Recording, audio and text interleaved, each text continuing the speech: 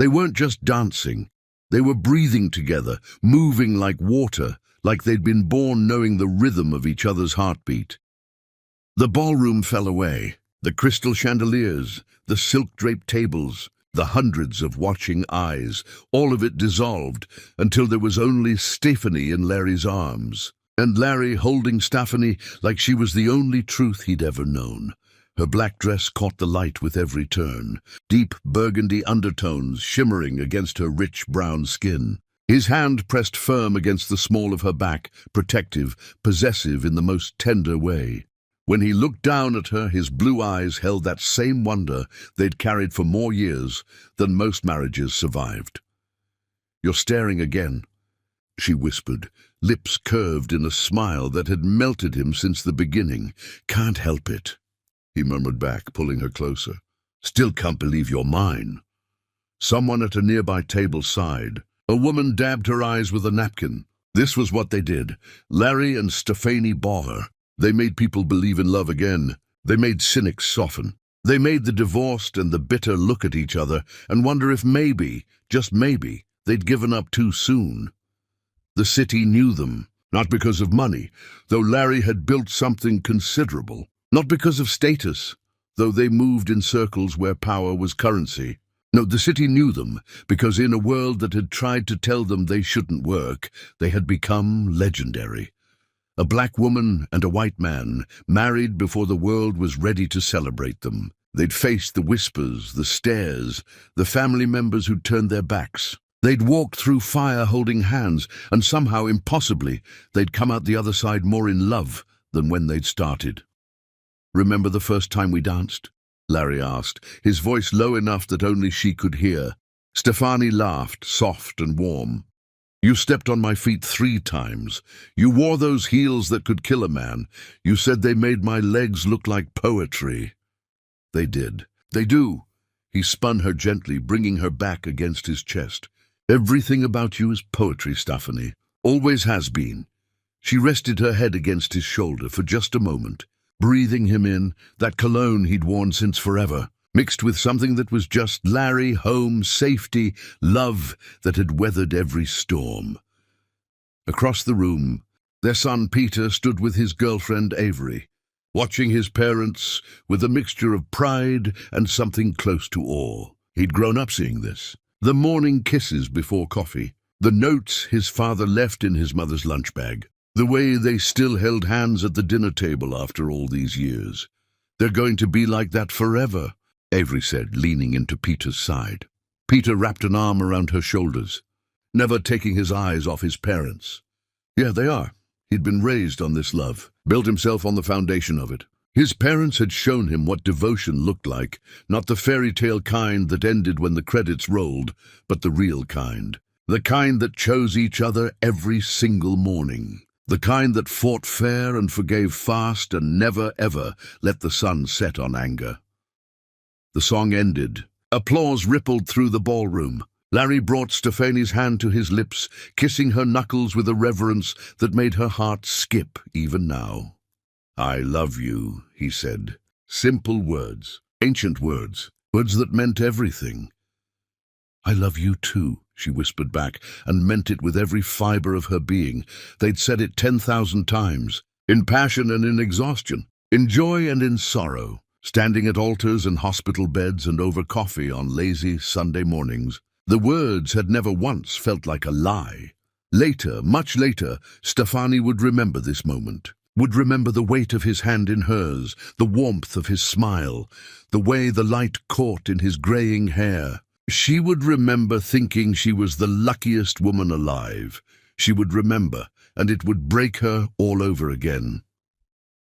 The weeks that followed were ordinary in the most beautiful way. Larry brought her coffee in bed each morning, kissed her forehead, asked about her day like every detail mattered. They laughed over dinner with Peter, planning his future, dreaming together like they always had. On Saturday afternoons, they had a tradition. Stephanie would make lunch, nothing fancy, just sandwiches or soup or whatever felt right, and bring it to Larry wherever he was.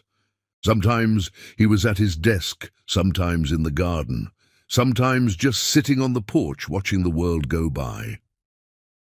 It was their time, their ritual, a small thing that said, I see you, I choose you, you matter. This particular Saturday the sun was warm and generous. Stefani hummed as she wrapped the sandwiches, tucked them into a basket with fruit and the cookies Larry loved. She changed into a soft yellow dress that made her feel pretty, a dabbed perfume on her wrists, the jasmine scent he'd bought her for their last anniversary. She felt light, happy, grateful for this life they'd built together. The house was quiet when she walked through it. Peter was out with Avery. The housekeeper had the weekend off. It was just them, just like it had been in the beginning, when they were young and broke and deliriously in love in that tiny apartment that barely had room for a bed. She pushed open the door to Larry's private study. The smile already on her face, the words already forming. I brought you something, baby. But he wasn't there. The room was empty. His chair sat vacant, leather worn smooth from years of him sitting there, thinking, working, being. Papers were scattered across his desk, nothing unusual. A coffee cup sat cold and forgotten, and on his chair, draped like it had been carelessly tossed and left behind, was a silk scarf. Stefani's steps slowed. She moved closer, the basket suddenly heavy in her hands. The scarf was expensive, designer, not hers. She knew every piece of fabric in her wardrobe had a memory attached to each one. This didn't belong to her. It was cream-colored, delicate, edged with gold thread that caught the afternoon light streaming through the windows. She reached out, fingers trembling slightly, though she didn't know why yet. Didn't want to know. The silk was cool against her skin, soft in that way that whispered money, taste, intention. And there, clinging to the fabric like an accusation, was a single strand of hair. Long, golden blonde, unmistakably not hers. Stefani's hair was natural, dark, textured in the way she'd learned to love after years of the world telling her it was wrong. This hair was straight, pale, belonging to someone else. Someone who had been here, in Larry's private space, close enough to leave pieces of herself behind. The basket slipped from her hands. It hit the floor with a dull thud. Fruit rolled across hardwood. Cookies scattered like shrapnel. She didn't notice. Her fingers closed around the scarf, bringing it to her face. The perfume hit her like a physical blow. Expensive, floral, cloying. Not jasmine, not hers. Never hers. The room tilted, the walls pressed in. The air turned thick and suffocating. 25 years. 25 years of mornings and midnights, of building a life brick by brick, kiss by kiss, promise by promise. 25 years of believing she knew this man, of trusting him with everything, her body, her heart, her future, her son. 25 years, and it took a single strand of hair to make her realize she'd been living in a beautiful, terrible lie. Her knees wanted to give out, her lungs wanted to scream. Every instinct demanded she storm through the house, find Larry, throw the scarf in his face, demand answers, burn everything down. But Stephanie Connell had not survived this world, had not thrived in it, by letting her emotions lead. She took a breath, then another, then a third, until her hands stopped shaking. She folded the scarf carefully, precisely, like it was evidence. Because that's what it was, wasn't it? Evidence. She picked up the fruit, the cookies, the basket, put everything back in order like nothing had happened, like her world hadn't just cracked down the middle. She walked out of Larry's study on steady legs, closed the door behind her with a soft click. In the hallway she paused, looked at the photographs lining the walls, their wedding day, Peter as a baby, vacations and holidays, and captured moments of joy. All those smiles, all those touches, all those promises. Had any of it been real, or had she been a fool from the very beginning? She walked to their bedroom, sat on the edge of the bed they'd shared for a quarter of a century. The scarf was still in her hands, the blonde hair still visible, still mocking. One strand of hair.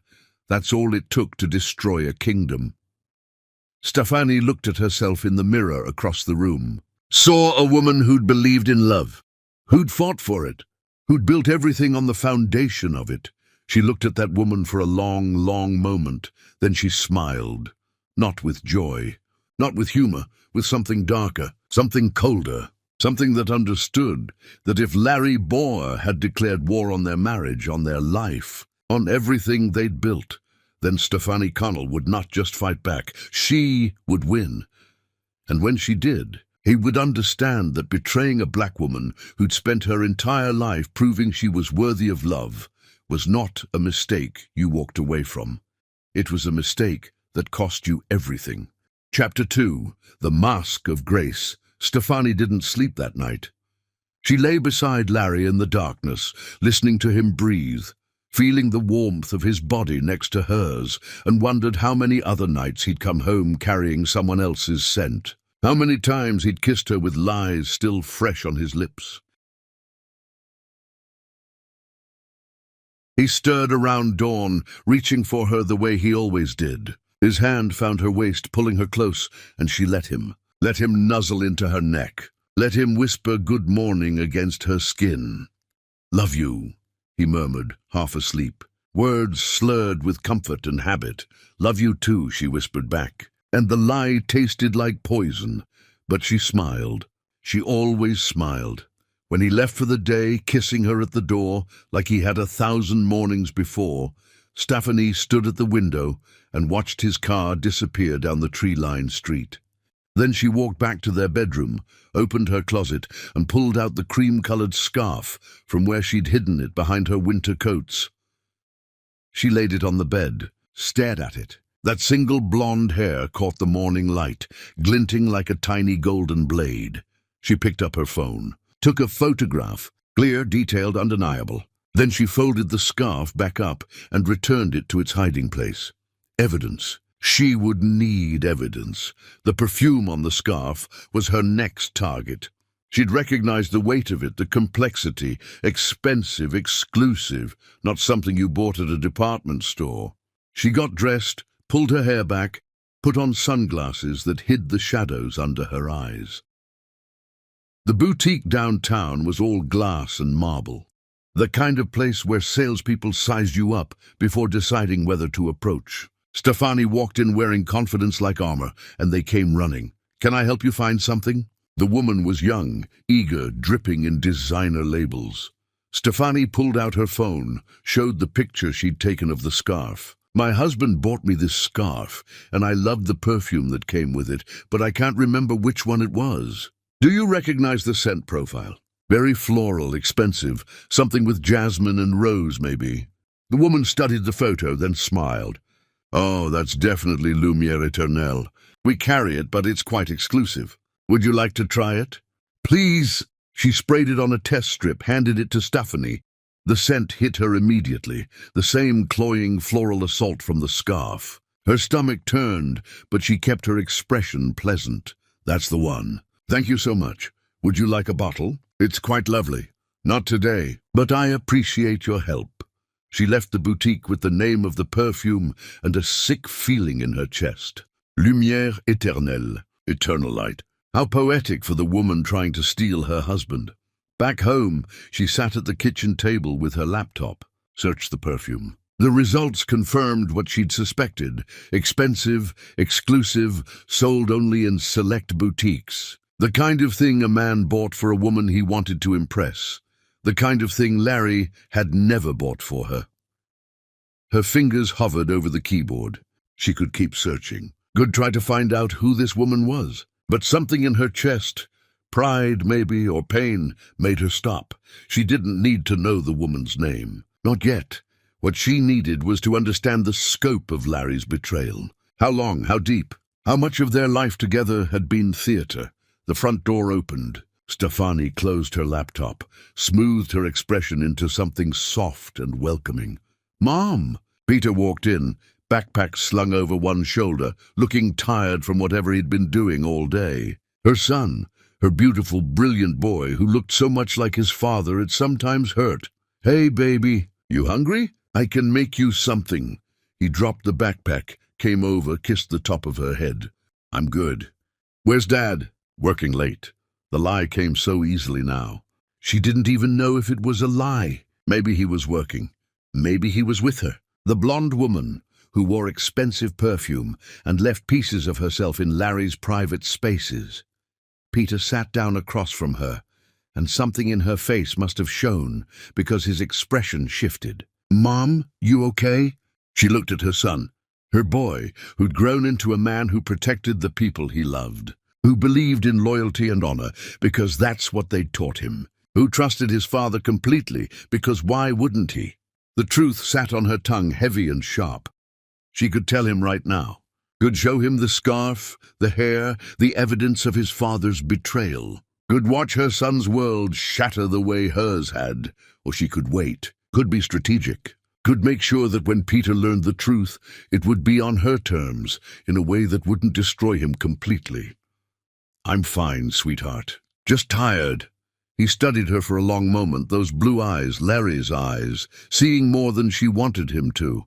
"You sure?" "I'm sure." But he didn't leave. He sat there, watching her, and she could feel him trying to read between the lines of her expression. "Peter," she said quietly, "if you found out someone you loved had lied to you, betrayed you, would you confront them right away? Or would you wait until you understood the full picture?" His brow furrowed. "Is this about Dad?" Her heart stopped. "What? Is he doing something?" "Because if he hurt you, Mom, I swear—" "No." She reached across the table, took his hand. "No, baby! It's not about your father. It's just a hypothetical. I was talking to Camilla earlier about her daughter's situation, and it got me thinking. The lie worked." Peter relaxed slightly, though suspicion still lingered in his eyes. "I'd wait," he said finally. "If it was me, I'd make sure I had all the facts before I made a move. Because you can't take back an accusation. Can't unring that bell. That's smart. You taught me that. You and Dad both." He squeezed her hand. "You taught me that love is built on trust, but trust has to be earned. And if someone breaks it, they don't deserve to have it back until they've proven themselves." Stefani felt tears threatening and pushed them down, locked them away in that place where she was storing all her grief, all her rage, all her shattered faith. "You're a good man, Peter. I had good teachers." After he left, she sat alone in the kitchen as the light faded outside. The house was quiet, empty. Larry wouldn't be home for hours if he came home at all. She pulled out her phone, looked at the picture of the scarf again. Then she opened her messages and typed out a text to her best friend, Camilla. "Need to see you. Tomorrow. It's important." The response came within seconds. "Always. Coffee at our spot." "Yes, thank you." She set the phone down, took a breath. Then another. Tomorrow she would start building her case. Tomorrow she would begin the careful, strategic dismantling of Larry Boer's perfect life. Tomorrow she would stop being the woman who cried alone in her kitchen and start being the woman who won. But tonight she would put on her silk nightgown and wait for her husband to come home. She would smile when he kissed her, would curl into his arms when he pulled her close, would let him believe everything was fine, because that was the game now. That was the mask she would wear until the moment came to tear it off. And when that moment came, Larry would realize he'd been sleeping next to a queen who was 10 moves ahead of him the entire time. The door opened around midnight. Larry came in quietly, trying not to wake her. But Stefani was awake, had been awake, would probably be awake for weeks. She heard him undress, heard the shower running, heard him brush his teeth, go through all the rituals of a man with nothing to hide. When he climbed into bed, she stirred as if he'd woken her. "Hey," she whispered. "You're home." "Sorry, baby. Didn't mean to wake you." He kissed her temple, settled against her. "Long day. I missed you. Missed you too." And there it was. The ease of his lie. The comfort of his deception. He held her like she was precious, kissed her like she was loved. And somewhere else in this city, a blonde woman was probably falling asleep thinking about him too. Stefani closed her eyes and held her husband close. Tomorrow, the war would begin. But tonight, she would let him think he'd already won. Chapter 3. The Sun's Vengeance. Peter couldn't shake the feeling that something was wrong with his mother. He'd seen it in her eyes, that carefully controlled pain, the way she'd smiled, but it hadn't reached her face. Something was happening, and his father was involved. He sat in his apartment that night. Avery curled up beside him on the couch, but his mind was miles away. "You're doing it again," Avery said softly, poking his arm. "Doing what?" "Thinking so hard I can practically hear it." "What's going on?" Peter looked at his girlfriend, this woman who'd been patient with him, loving with him, who understood that family meant everything. "Something's off with my parents." "Off how?" "I don't know. That's the problem." He ran a hand through his hair.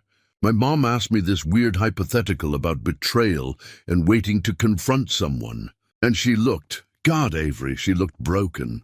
Just for a second. Then she covered it up." Avery sat up, tucking her legs under her. "You think your dad did something?" "I don't want to think that. But yeah, maybe. What are you going to do?" Peter was quiet for a long moment. Then he pulled out his laptop, set it on the coffee table, stared at the blank screen. "I'm going to find out the truth. Peter, I know what you're going to say, that I shouldn't invade his privacy, that I should just ask him. But if he's hurt my mother, Avery, if he's done something to break her trust, I need to know. She won't tell me. She's protecting me like she always does. But I'm not a kid anymore. I can handle whatever this is." Avery was quiet, then nodded. "Okay, what do you need?" What he needed were answers, and Peter had always been good at finding answers in places other people couldn't look. He'd grown up in the digital age, taught himself programming as a teenager, went to college for computer science because he loved the logic of it, the certainty. Code didn't lie. Numbers didn't deceive. Unlike people, unlike his father, apparently. Over the next few days, Peter watched. He came home more often, showing up unannounced, looking for signs he'd missed. He watched the way his father kissed his mother goodbye, watched the way his mother's smile would slip the moment his father turned away, watched the careful dance they were doing, and realized with growing horror that only one of them knew they were dancing. His father thought everything was fine. His mother knew it wasn't. Wednesday evening, Peter was at his parents' house for dinner. Larry was animated, telling some story about a client, laughing at his own jokes. Stefani listened with that practiced attention, nodding in the right places, asking questions that made Larry feel heard. But Peter saw what his father didn't, the way her fingers tightened around her wine glass, the way her jaw clenched for just a second when Larry mentioned working late, the way she excused herself to the kitchen and stood there, alone, breathing like she was trying not to fall apart. He followed her, found her gripping the counter, eyes closed, shoulders tight. "Mom?" She straightened immediately, turned with that bright smile. "Hey, baby. Just checking on the dessert." "Mom, stop, please. I know something's wrong." Her smile faltered. For a moment, she looked like she might deny it. Then something in her face shifted, a decision being made. "Not here," she whispered. "Tomorrow. Come see me when your father's gone." He nodded. Wanted to push, wanted to demand answers now, but respected her enough to wait. That night after dinner, after his father had hugged him and his mother had kissed his cheek and he'd driven home in a fog of dread, Peter made a decision. He opened his laptop, pulled up programs he'd written years ago and hadn't used since, tools for accessing protected information, for tracing digital footprints, for finding what people tried to hide. His father's email password had been the same for years. Peter had helped him set up his accounts, had reminded him a dozen times to change it. Larry never did. Too trusting, too comfortable, too careless. Peter's fingers hovered over the keys. This was a line. Once he crossed it, there was no going back. He'd know things he couldn't unknow, see things he couldn't unsee. But if his father had hurt his mother, if Larry Bohr had betrayed the woman who'd loved him unconditionally, who'd stood beside him through everything, then Peter needed to know. He typed in the password. Hit enter. The inbox loaded. Thousands of emails. Business correspondence, client communications, spam. Peter filtered by date. started scrolling through recent messages. Nothing unusual at first. Then he saw it, a name that appeared over and over. Sienna Hayes. The subject lines were innocuous. Meeting notes, follow-up questions, schedule confirmation. He opened one. Last night was beautiful. Can't stop thinking about you. When can I see you again? Peter's blood ran cold. He opened another. I bought you something. Wore it this morning and thought of you. Can't wait to give it to you properly. Another. I know this is complicated, but I don't care. I love you. Tell me you feel the same. Peter pushed back from the desk, feeling sick. His hands were shaking. His vision blurred. No, this wasn't real. His father couldn't, but the emails kept coming. Months of them. Intimate messages. Plans to meet. Declarations of affection that should have been for his mother. Only his mother, always his mother. He opened another email, this one with an attachment. A photo. He clicked it before his brain could stop him. His father and a blonde woman sitting close in what looked like an expensive restaurant. Larry's hand on her knee. Both of them smiling like they shared a secret. Like they were the only two people in the world who mattered. Peter's stomach lurched. He barely made it to the bathroom before he was sick.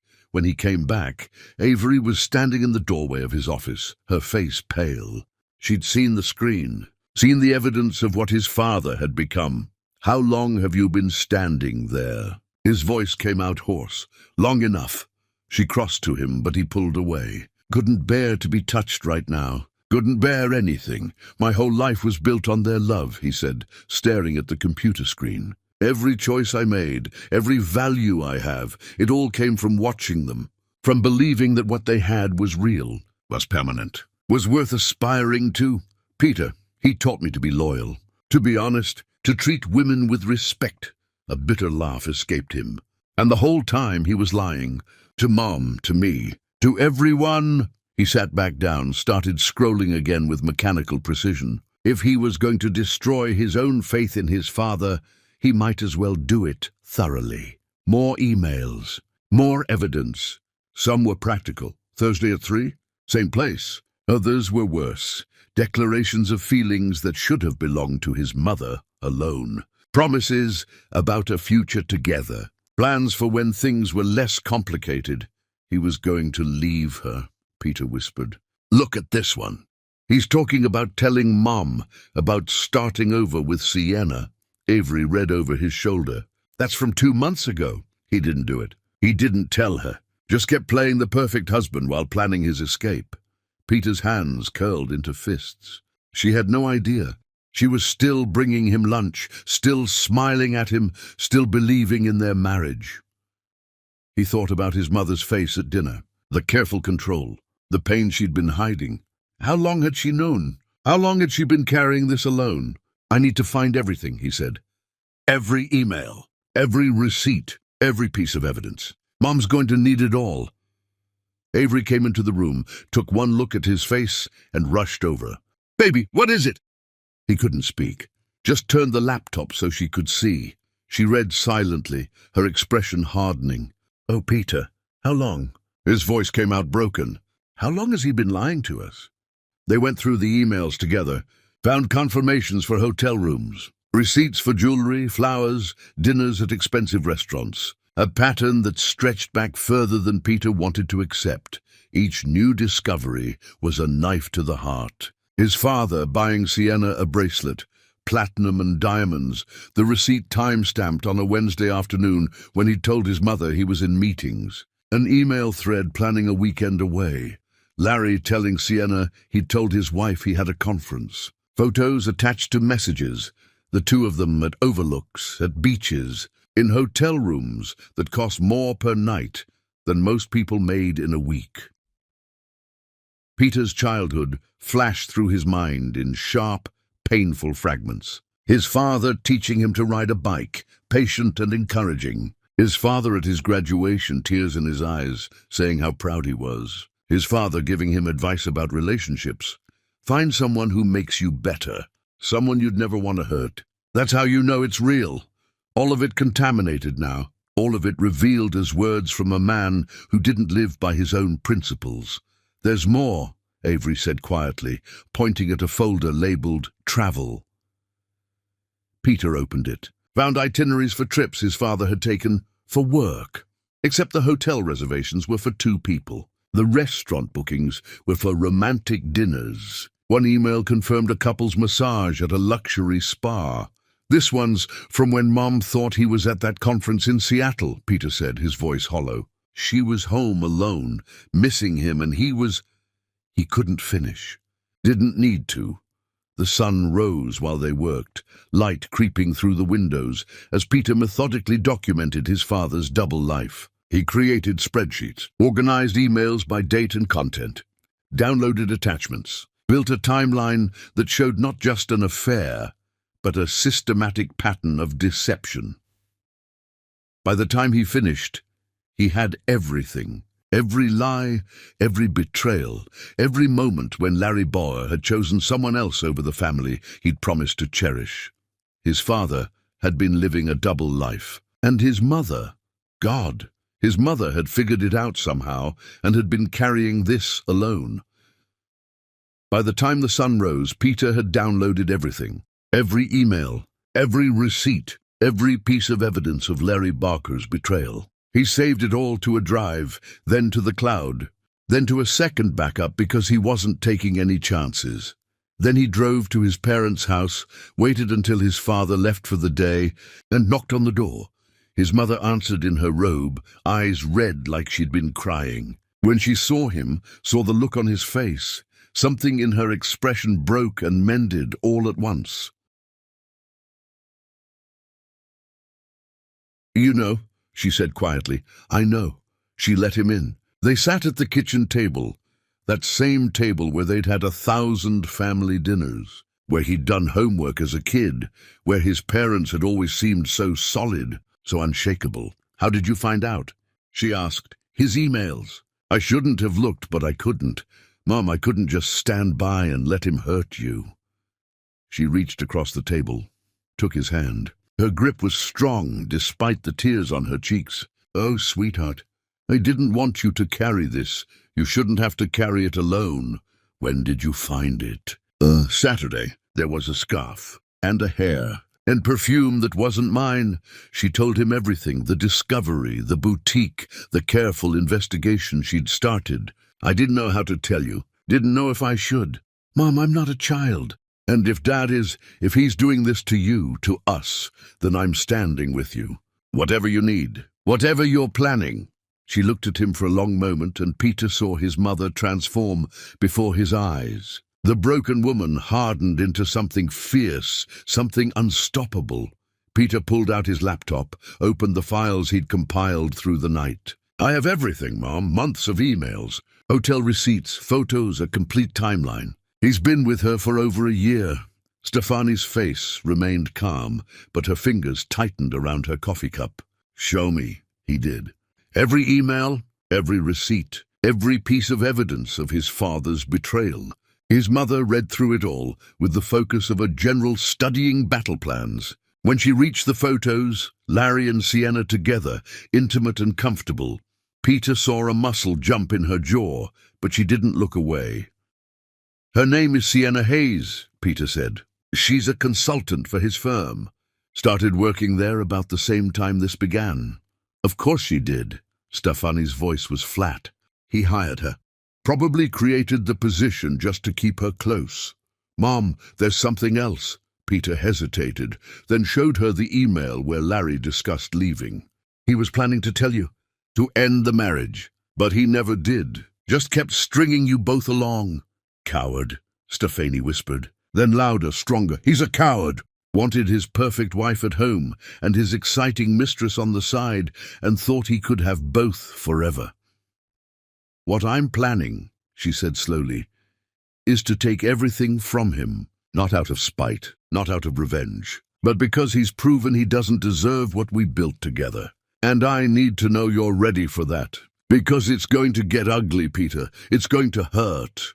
"Good," Peter said, and meant it. "Show me what you need."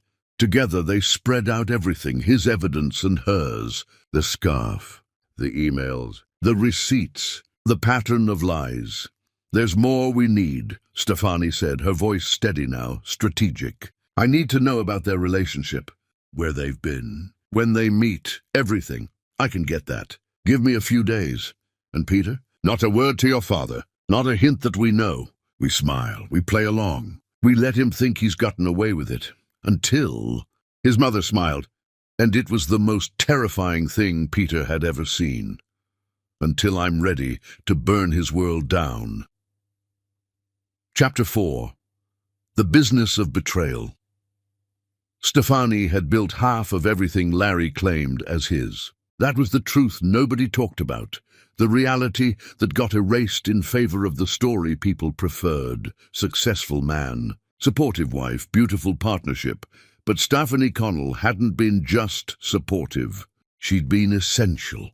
When they'd started out, when Larry was just a man with big dreams and bigger debts, Stefani had worked 3 jobs to keep them afloat. She'd networked with people he couldn't reach, opened doors he couldn't unlock. When his first major client almost walked away, she'd been the one to invite them to dinner, to charm them, to make them see Larry's vision. She'd done it all while pregnant with Peter, while raising their son, while being told again and again that she should just be grateful Larry had married her at all. And then, when the money started coming in, when Larry's name started meaning something, she'd stepped back, not because he'd asked her to, but because the world had made it clear a successful man didn't need his wife in the boardroom. He needed her at home, looking beautiful, raising their son, being the perfect accessory to his achievements. So she'd stepped back, but she'd never stepped away. She still held the keys, still knew the players, still had relationships that predated Larry's success and would outlast his fall. Now, sitting in an upscale cafe with Gabriel Stone, she was about to use them. Gabriel was older than Larry, silver-haired and distinguished, with the kind of presence that came from decades of boardroom battles. He'd been with them from the beginning, had believed in Larry when others hadn't, and had always treated Stefani with genuine respect. "Stefani," he said warmly, standing as she approached. "It's been too long. How are you?" "I'm well, Gabriel. Thank you for meeting me." They ordered coffee, exchanged pleasantries, danced around the real reason she'd called this meeting. Gabriel was too smart not to know she wanted something, but polite enough to let her get there in her own time. Stefani watched him carefully, remembering the early days when Gabriel had been the only board member willing to take a chance on Larry's vision. He was principled, loyal, but his loyalty was to the company first, to people second. That was what she was counting on. "I wanted to talk to you about something," Stefani said finally, setting down her cup. "Nay." "About the direction of the firm?" Gabriel's expression shifted slightly. "Go on." "Larry's been making decisions lately that concern me. I know I'm not in the daily operations anymore, but I still care deeply about what we built. And I'm worried he's becoming distracted." "Distracted how?" She let the pause linger, let Gabriel's sharp mind fill in the blanks she wasn't saying out loud. "I see." He sat back, studied her carefully. "Are you saying what I think you're saying?" "I'm saying that Larry's focus isn't where it should be, and that concerns me as someone who has a stake in this company's success. It should concern you, too." Gabriel was quiet for a long moment, and Stefani could see him processing, connecting dots he'd perhaps noticed but not acknowledged. "I have observed certain irregularities, missed meetings, decisions made hastily without proper consultation. A consultant who seems to have more access than her role warrants." So he'd noticed Sienna. Of course he had. Gabriel noticed everything. "That consultant," Stefani said carefully, "has been quite close to Larry, hasn't she?" Inappropriately close, I'd say. Though I had no proof, just instinct." He looked at Stefani with something like sympathy. "How long have you known?" "Long enough to understand the scope of the problem. Long enough to know that this isn't just personal, it's affecting the company. His judgment, his priorities. What would you have me do?" "Nothing yet. Just watch. Pay attention to where his priorities are. And if you notice what I'm noticing, perhaps we should talk about ensuring the company's stability, regardless of personal circumstances. It was delicate, careful. She wasn't accusing Larry of anything directly, wasn't sharing her evidence, not yet. She was simply planting a seed, letting Gabriel's own observations water it. "You've always been the steady hand," Gabriel said quietly, "even when you weren't in the room. I'd like to be in the room again, if circumstances require it. I'll watch," he promised. "And Stefani? If what you're implying is true, if Larry is making choices that could damage what all of us have built, you'll have my support." "You've earned it." She left the cafe feeling lighter, stronger. One piece moved, many more to go. Over the following weeks, Stefani worked quietly, methodically. She called old clients, people who remembered her contributions, who valued her judgment. She didn't badmouth Larry, didn't reveal the affair. She simply reminded them that she existed, that she was available, that if they ever needed anything, her door was open. One lunch meeting stood out particularly. Harrison Webb, a client from the early days, who'd built his own empire and valued loyalty above all else. He'd always credited Stefani with helping him navigate a critical merger years ago when Larry had been too inexperienced to see the pitfalls. "Stefani Connell," Harrison said, embracing her warmly. "I was wondering when you'd come back to us. The firm hasn't been the same without your touch. That's kind of you to say. Not kind, honest. Larry's talented, don't misunderstand me. But you understood people. You saw connections others missed. Some of us have been waiting for you to step back into the light." They talked about the industry, about opportunities, about the future. And when Harrison asked casually if she'd be interested in consulting on some of his projects, Stefani smiled. "I might be starting something new soon, my own venture. If that happens, I'd love to work with you again. You let me know the moment that happens. You'll have my full support." She had lunch with Camilla, her best friend who'd stood by her through everything, and finally told her the truth. Camilla's face cycled through shock, rage, grief. "That son of a Stefani, I'm so sorry. What can I do? Be here. That's all. Just be here when I need you, always. God, I want to kill him. Get in line." But then Camilla leaned forward, her voice dropping. "Remember when we had dinner with them last month? Larry kept checking his phone, kept excusing himself to take calls. I thought he was just being rude, but he was probably texting her. And you sat there smiling, playing the perfect wife while knowing..." Camilla's eyes filled with tears. "How are you this strong?" "I'm not strong. I'm furious. There's a difference." She met with Jasper Cole, the family attorney who'd handled their estate planning, their wills, all the legal scaffolding of their life together. "I need to understand something," she said, sitting in his office with the door closed. "Hypothetically, if a marriage were to end, and that marriage included significant shared assets, how would those assets be divided?" Jasper was too professional to react, but she saw understanding flicker in his eyes. "Hypothetically, it would depend on numerous factors.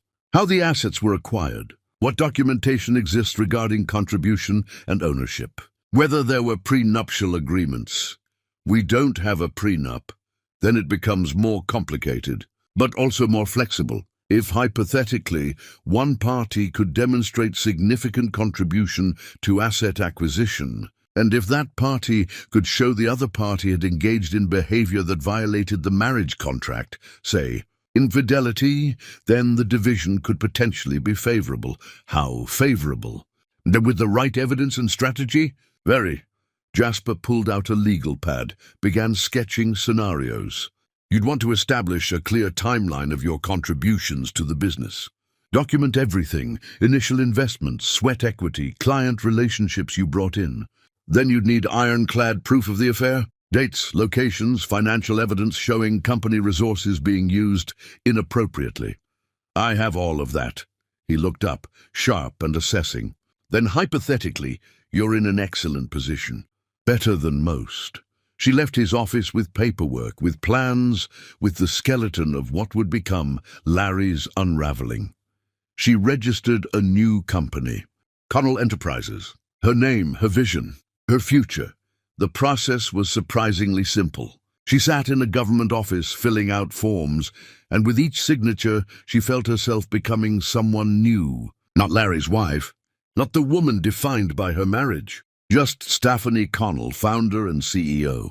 She contacted suppliers, the ones who'd known her before Larry became important. The ones who still called her Mrs. Borger with genuine warmth instead of obligatory politeness. She negotiated new contracts. Better terms, exclusive agreements that would shift when she was ready. One supplier in particular, a man named Vincent, who'd been working with them since the beginning, seemed to understand what she was doing without her having to say it explicitly. Mrs. Barr, I've always said you were the brains behind the operation. If you're branching out on your own, you'll have my full support. Better terms than I ever gave Larry, and that's a promise. I appreciate that, Vincent, more than you know. And through it all, she came home every night and smiled at her husband, asked about his day, listened to his stories, let him hold her, let him believe she was still his. One evening, Larry came home with theater tickets. That show you wanted to see? Got us seats for next month. Front row. Larry, that's wonderful. She kissed him, genuine pleasure mixing with bitter irony. He was trying to be a good husband while actively betraying her. The cognitive dissonance must be exhausting. You deserve good things, he said, pulling her close. You deserve everything. So do you, she replied, and meant it in ways he couldn't comprehend. He deserved everything that was coming to him, because that was the final piece of her strategy. Larry had to believe everything was normal, had to think she was oblivious, had to get comfortable, careless, confident. Peter helped. Her brilliant son, who'd taken his pain and turned it into purpose. He showed her everything he'd found, not just emails now, but tracking data.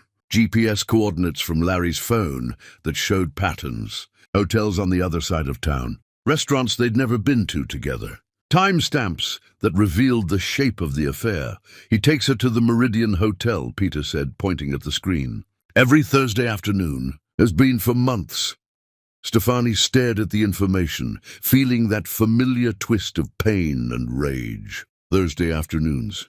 When he told her he had meetings. When she'd been planning dinners and doing laundry and living her normal life, Larry had been across town with someone else. Can you get footage? But from the hotel? That's harder, but yeah, I can try. Try hard, baby. We need it all. One evening, Larry came home with flowers, roses, her favorite. What's this for? She asked, genuinely surprised. Do I need a reason to bring my beautiful wife flowers? She buried her face in the blooms, inhaled their scent, and wondered if he'd brought sienna flowers too, if she'd gotten roses, or if Larry had chosen something different for her. Something special. They're beautiful. Thank you. He kissed her long and deep, and she kissed him back. Let herself feel the muscle memory of loving him. Let herself remember when his kisses had meant everything. Then she stepped back, smiled, and went to put the flowers in water. In the kitchen, alone, she stared at the roses. They were perfect, blood red, thornless. She took one stem out of the vase, carried it upstairs to her closet, where she'd been collecting evidence, laid it next to the cream-colored scarf with its single blonde hair, a catalogue of betrayal.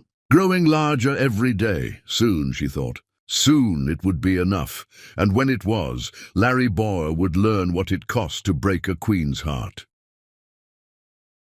Chapter 5. The Other Woman. Her name was Sienna Hayes, and she thought she was special. Stephanie learned this from Peter, who tracked her down through the emails, through social media, through the digital footprints people left without thinking. Sienna Hayes, consultant, blonde and beautiful, in that effortless way that came from money and privilege. Never married, no children. Free to be the exciting escape from Larry's complicated life. Free to be everything Stephanie wasn't. She's nobody, Mum, Peter had said, showing her the profile.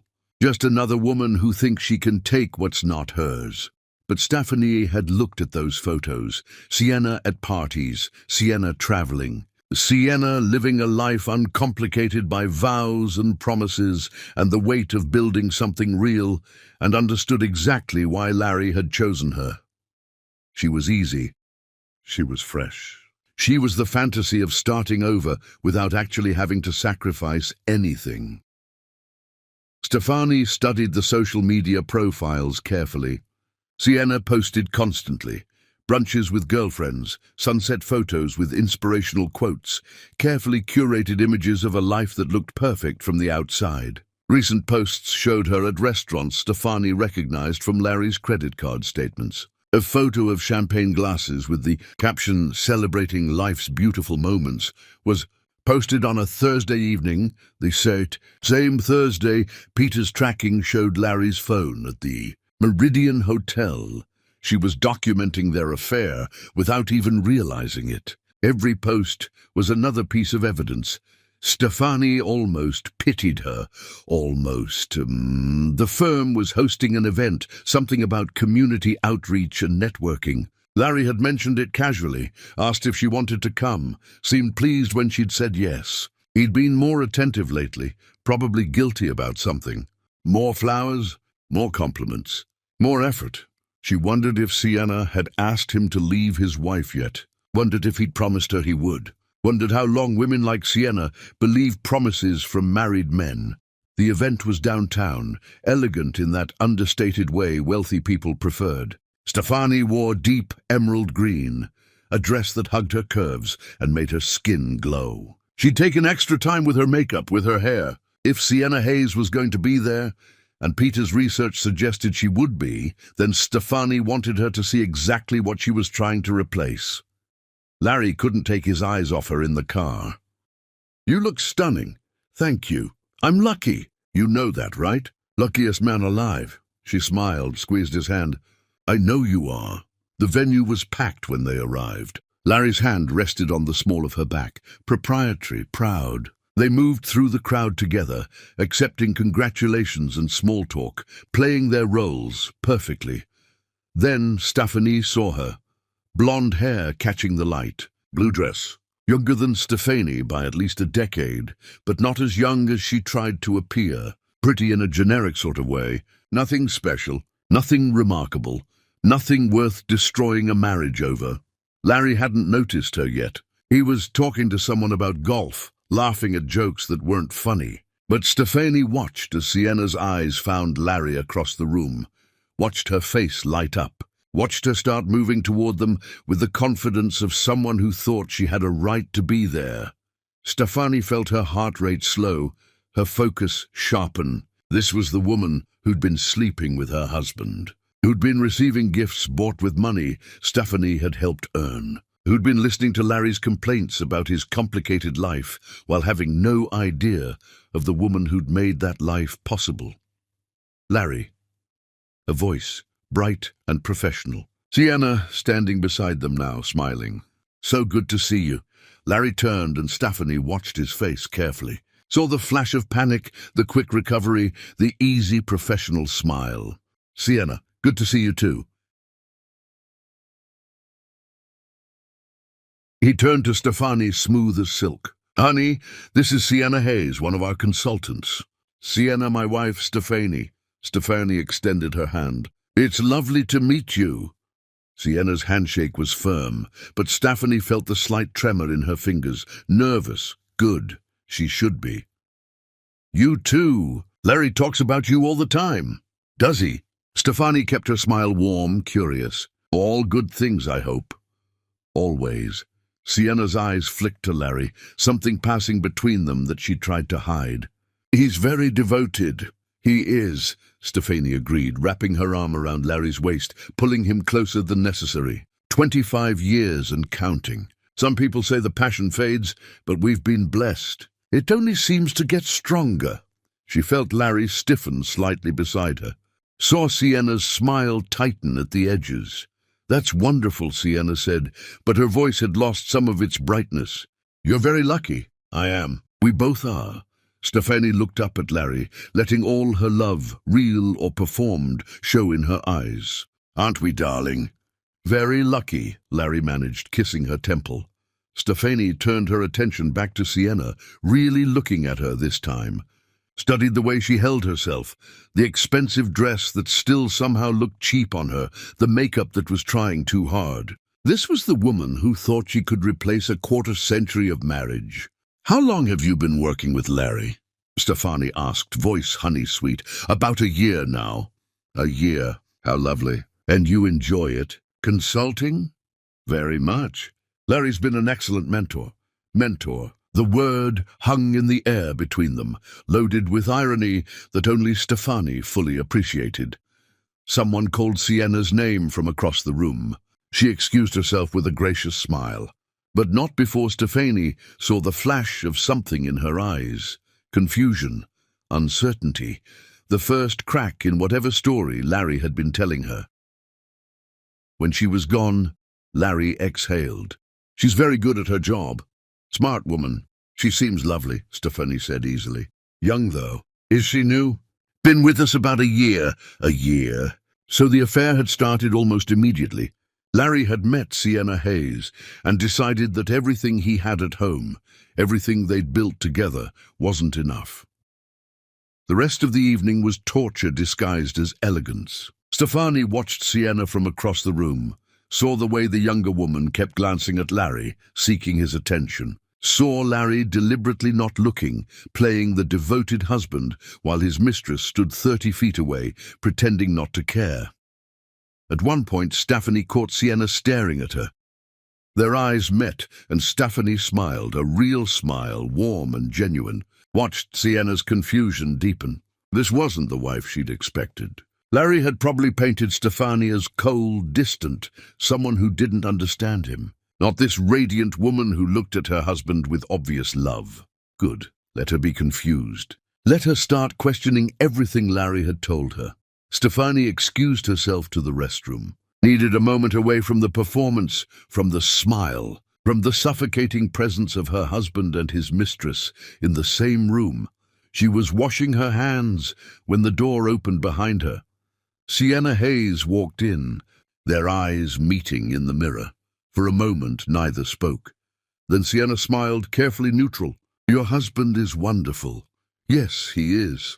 You're lucky to have him." Stefani turned, faced her directly, took in every detail. The way Sienna's hands were shaking slightly, the way her lipstick was smudged at one corner, the desperation hiding behind the confidence. This was a woman who knew, on some level, that she was fighting a losing battle. "I know," Stefani said quietly, "and I intend to keep him." Something shifted in Sienna's expression, calculation, assessment. She was wondering how much Stefani knew, how much Larry had told his wife about late meetings and complicated projects. "Of course," Sienna said smoothly, "a marriage like yours is rare." "It is," Stefani agreed, moving closer, invading Sienna's space just enough to make her uncomfortable. "Which is why I protect it fiercely. Some women think they can take what belongs to others. They think being young or pretty or uncomplicated gives them some kind of right." She paused, let the words sink in. "But those women always learn the same lesson eventually. You can't build a future on someone else's foundation. It always collapses." The warning was delivered with a smile, but it was a warning nonetheless. Sienna heard it. Stefani could see the moment it registered, the way her shoulders straightened, her chin lifted defensively. "I should get back," Sienna said, her voice not quite steady. "Of course." "Lovely meeting you, Sienna." Stefani watched her leave, saw the tension in the younger woman's shoulders, the hurried click of her heels. She'd rattled her. Good. Alone in the restroom, Stefani gripped the sink and let herself feel everything she'd been holding back. The rage, the hurt, the desperate desire to scream, but she didn't scream. She took a breath, fixed her lipstick, smoothed her dress, became, once again, the perfect wife. When she returned to the party, Larry was waiting for her, looking relieved. "You okay?" "Perfect. Why?" "Just making sure. I know these events can be exhausting." She took his arm, let him lead her back into the crowd. But her eyes found Sienna across the room, and their gazes locked for just a moment. 2 women, 1 man, a battlefield neither of them had asked for, but both of them were now standing on. The difference was, Sienna thought she was fighting for Larry's love. Stephanie was fighting for justice, and there was no contest about which force would win. As they left the event that night, Larry's phone buzzed. He glanced at it, then quickly put it away. "Work?" Stephanie asked innocently. "Just a reminder about something tomorrow." She nodded, said nothing more, but she'd seen the name on the screen before he'd hidden it. Sienna. In the car ride home, Larry held her hand, told her how beautiful she'd been tonight, how proud he was to have her by his side, and Stephanie smiled and thanked him and let him believe everything was fine, because soon, very soon, he would realize that the woman sitting beside him wasn't the trusting wife he'd been deceiving. She was a queen who'd been gathering her army, and war was coming. Chapter 6. Moving Pieces. The hotel footage was the breakthrough they needed. Peter had spent weeks working on it, calling in favors, using connections Stephanie didn't ask about because sometimes it was better not to know. When he finally showed up at her door with a USB drive and exhaustion written across his face, she knew he'd found something. "The Meridian keeps their security footage for 90 days, he said, sitting at her kitchen table while Larry was across town at what he'd called an investor dinner. "I managed to get access to the last 2 months. "How?" "Mom, trust me, you don't want details. But I got it. And it's—" He stopped, swallowed hard. "It's bad." She took the drive from him, turned it over in her hands. This small piece of plastic held proof of her husband's betrayal, captured in digital permanence. Part of her didn't want to see it. Wanted to live in the small remaining space where she could tell herself maybe it wasn't as bad as she thought.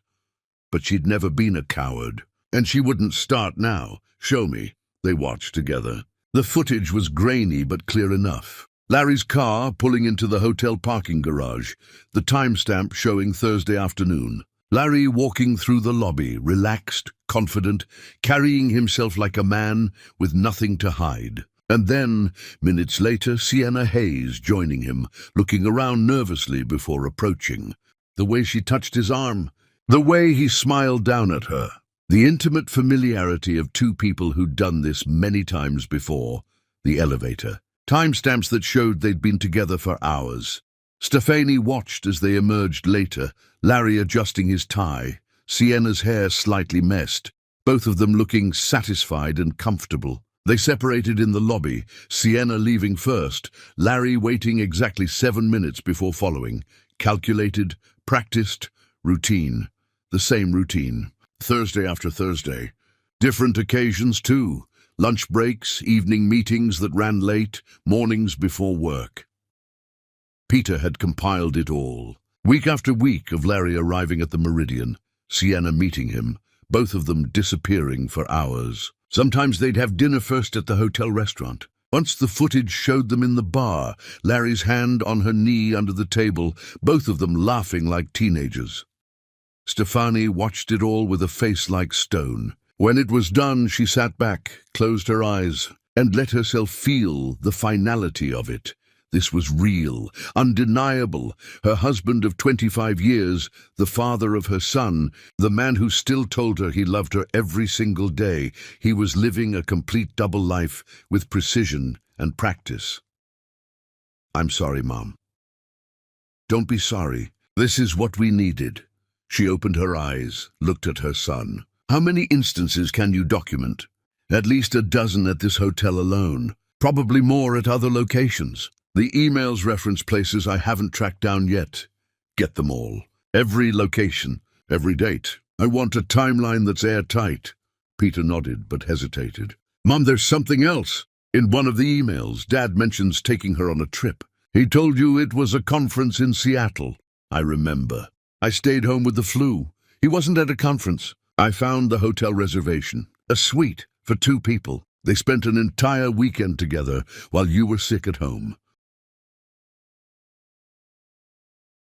The pain of that cut deeper than everything else. She'd been ill, vulnerable, and Larry had chosen to be with Sienna instead. Had probably been relieved to have the excuse to leave. Peter nodded. What are you going to do with it? I'm going to make sure that when this comes out, there's no room for doubt. No way for him to explain it away. No possibility of him playing the victim. She stood, paced the kitchen. How much longer until you have everything? 2 weeks. Maybe less if I push. Push, the anniversary is coming. You're really going to do it then? At the party. Stefani turned to face him. Would you prefer I do it privately? Let him save face? Let him control the narrative? No. Peter's voice was hard. No, he doesn't deserve that. But, Mum, everyone we know will be there. Family, friends, colleagues. It's going to be devastating, I know. That's the point, Peter. Your father made a choice to humiliate me, to disrespect our marriage in front of the world while playing the devoted husband. So yes, the world is going to watch when I take back my dignity. Peter stood, walked to his mother, pulled her into a hug. I love you. You know that, right? And I'm with you. Whatever you need. I know, baby. I love you too.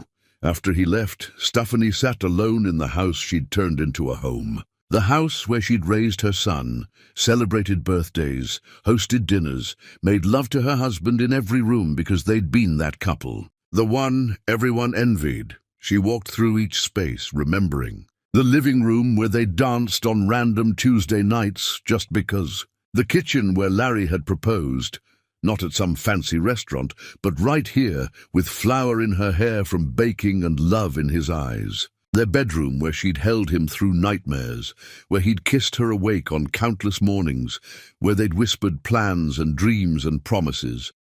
All of it real, all of it true, all of it destroyed by his choice to want more than her.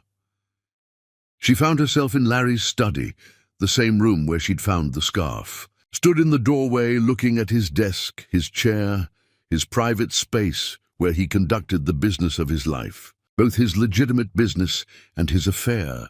How many times had Sienna been here? Had she sat in that chair? Had Larry kissed her in this room, in the home he shared with his wife? Stefani walked to his desk, opened drawers she'd never invaded before. Found nothing at first, just papers, pens, the ordinary detritus of daily life. Then, in the back of the bottom drawer, she found a small box. Inside was a silver bracelet. Delicate, feminine, clearly expensive. Not something he'd given Stephanie. She checked the receipt tucked in the bottom of the box, purchased 3 weeks ago. Probably meant for Sienna's birthday or some other milestone in their relationship. She put the bracelet back exactly as she'd found it. More evidence, more proof of his betrayal. She found herself in front of the mirror, studying her reflection. She was still beautiful, still strong, still the woman Larry had fallen in love with. But she was also changed, marked by betrayal, hardened by necessity, transformed into something that could do what needed to be done. The anniversary party was her idea. She'd approached Larry with it weeks ago before she'd found the scarf, back when she'd still believed their marriage was everything it seemed. 25 years, she'd said. We should celebrate. Larry had loved the idea. A big party. Everyone we know. Show them what real love looks like. Exactly. She'd started planning immediately. Sent out invitations. Booked the venue. Arranged catering. All with Larry's enthusiastic support. He'd even insisted on paying for everything, saying it was his gift to her, to them, to the marriage he cherished. The irony wasn't lost on her. Larry was funding his own destruction. The guest list read like a who's who of their life. Gabriel Stone and the other board members, clients and colleagues, family from both sides, friends they'd made together, Peter and Avery, everyone who'd watched them build this supposedly perfect marriage. And Sienna Hayes, because Larry had suggested innocently that they should invite some of the firm's key people. Network a little, you know. Mix business with pleasure. Stefani had smiled and added Sienna to the list. Her husband's mistress would be there to watch him fall. She met with the event coordinator, a sharp woman named Ivy Martinez, who'd handled prestigious events for years. I want everything perfect, Stephanie said. But I also need some specific arrangements. Of course. What did you have in mind? Screen, large, professional setup. I'm planning a video presentation, photos from our marriage, that sort of thing. Something emotional. Ivy smiled. That's beautiful. Very romantic. I hope so. And I'll need the technical setup to be airtight. No glitches, no delays. When I'm ready to start the presentation, it needs to work perfectly. I'll make sure of it personally. Stefani also arranged for photographers. Professional ones, but also made sure certain journalists she knew would be there. The story would get out. She would make sure of it. But she wanted control over how it broke, how it spread. Camilla came over one afternoon, bringing wine and the fierce loyalty of a friendship that had survived decades. "Are you sure about this?" she asked, sitting across from Stephanie in the garden. "Once you do this, there's no going back." "I don't want to go back. People are going to judge you. They're going to say you should have handled it privately, that you're being cruel." "Let them." Stephanie took a sip of wine. "I've spent my entire life worrying about what people think, about being the perfect wife, about not making waves. Look where it got me. It got you a son you love, a life that had real happiness in it. It did. And then my husband decided that wasn't enough. So now I'm deciding that silence isn't enough. That dignity doesn't mean letting people walk over you. That sometimes the cruelest thing you can do to someone who's hurt you is show everyone exactly who they really are." Camilla raised her glass. "To queens who don't apologize, to queens who take their crowns back." They drank to that. The days ticked down. 2 weeks, 10 days, 1 week. Stefani moved through each day with purpose, checking and double-checking every detail. Peter delivered the complete timeline. Dates, locations, proof that couldn't be disputed. She stored it all carefully, made multiple backups, prepared the presentation that would play at the party. And through it all, she continued to be the perfect wife. She laughed at Larry's jokes, went to dinners and events on his arm, made love to him when he reached for her in the night, because that was part of the performance too. She needed him comfortable, needed him unsuspecting. 3 days before the party, Larry brought home a gift.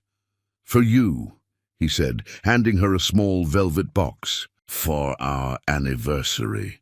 Inside was a diamond necklace. Stunning, expensive, exactly her taste. "Larry, it's beautiful. 25 years with the most incredible woman I've ever known. You deserve more than a necklace. You deserve everything." She kissed him, let him clasp it around her neck, looked at herself in the mirror with diamonds at her throat. "I'll wear it to the party," she promised.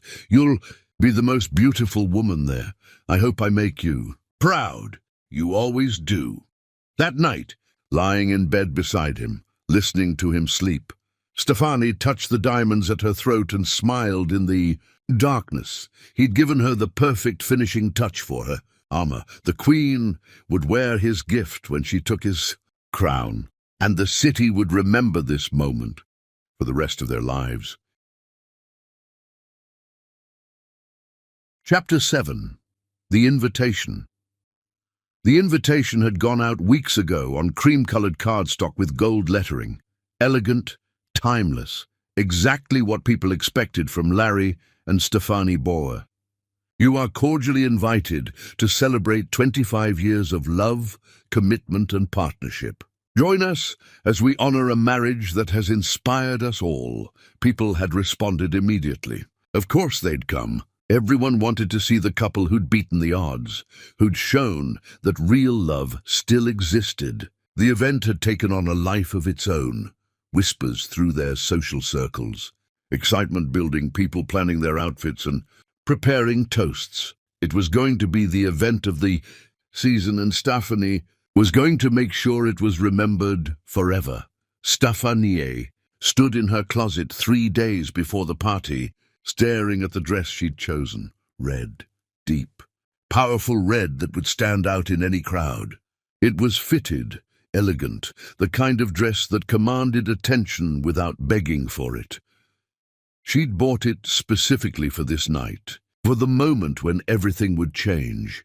The dress had cost more than she'd normally spend, but she'd paid for it with her own money, from her own account. Everything about this night would be hers, her choice, her power, her moment. She tried it on again, studying herself from every angle. The color made her skin glow, made her look fierce and untouchable. This was the armor she'd wear into battle. Larry came up behind her, wrapped his arms around her waist. "You're going to be stunning in that." "You think so?" "I know so. Although you could wear anything and outshine everyone there." She leaned back against him, let him hold her. "Are you nervous? About the party?" "Nervous? No, why would I be nervous? But I don't know. Big event. Lots of eyes on us. Pressure to live up to everyone's expectations." Larry laughed, completely oblivious. "We've been living up to expectations for 25 years. This is just a celebration of what we've already done." He kissed her neck. "Besides, when I look at you, I'm reminded why I'm the luckiest man alive. Nothing to be nervous about when you're standing beside me." The words should have warmed her. Once they would have. But now they felt like coins on a dead man's eyes, payment for passage to somewhere he didn't realize he was going. "I love you," she said, because the performance required it.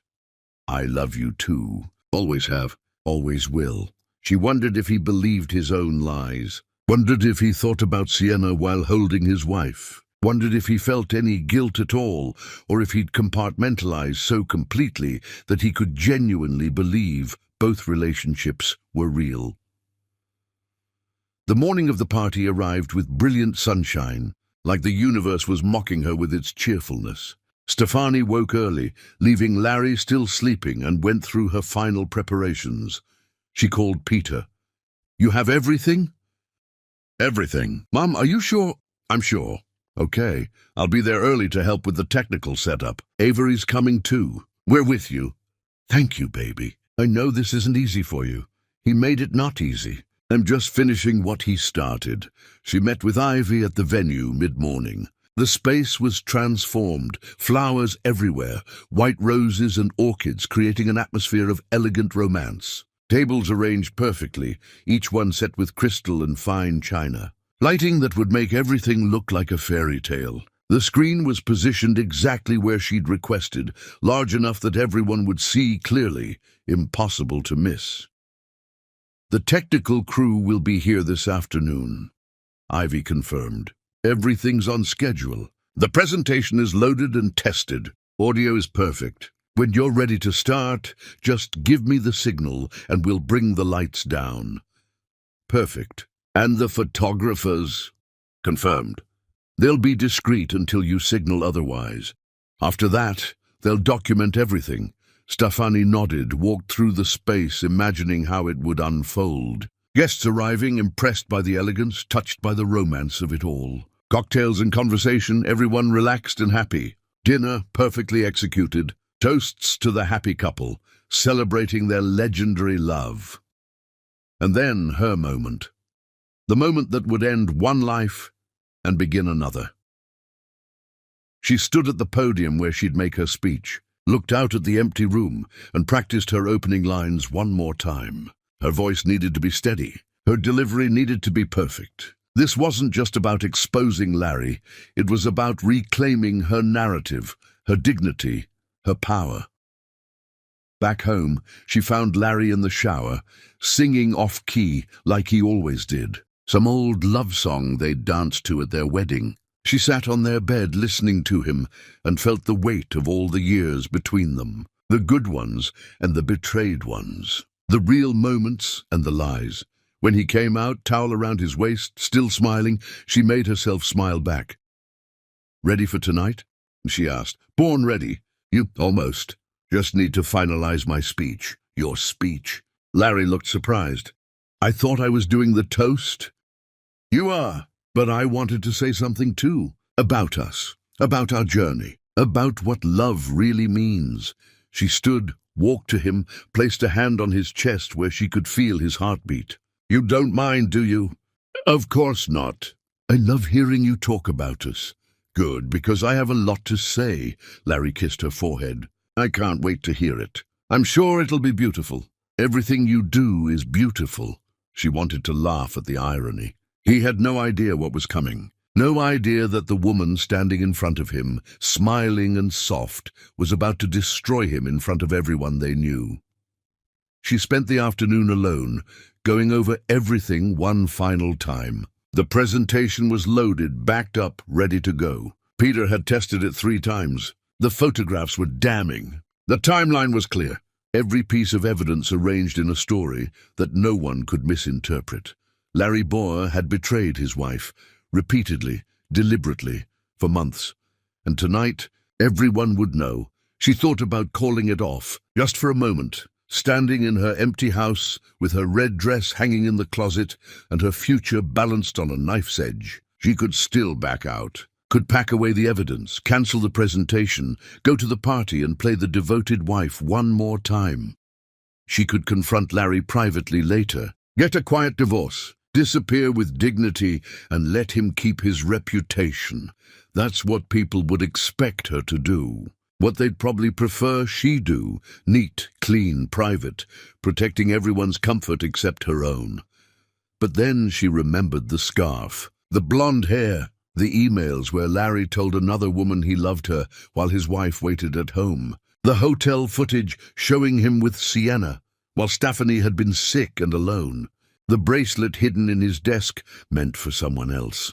The decision to destroy him publicly wasn't revenge. It was justice. Evening came. Stephanie began getting ready with the same care she'd taken for every important moment in her life. She bathed in water with jasmine oil, the same scent Larry had bought her when they were young and poor. She dried her hair until it fell in perfect waves, applied makeup with an artist's precision, highlighting her best features, making sure she'd never looked more beautiful. This was her moment. She would own it completely.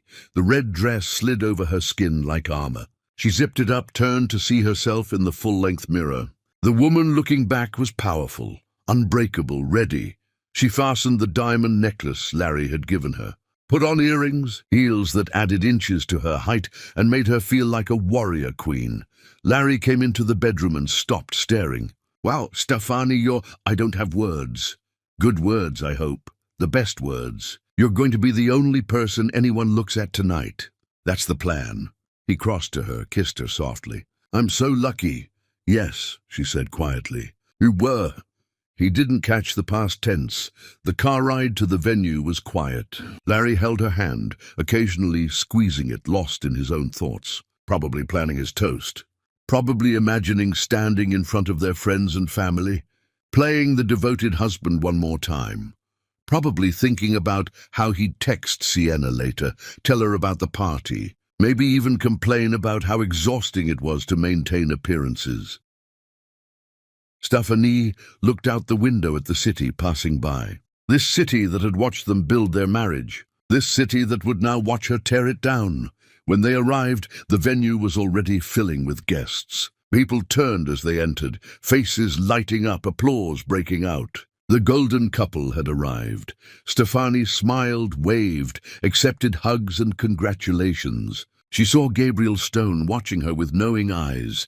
He understood something was coming. Saw Camilla standing near the back, support written all over her face. Saw Peter and Avery talking quietly in a corner, both of them tense but ready. And there, near the bar, was Sienna Hayes in a pale blue dress, looking uncomfortable but determined.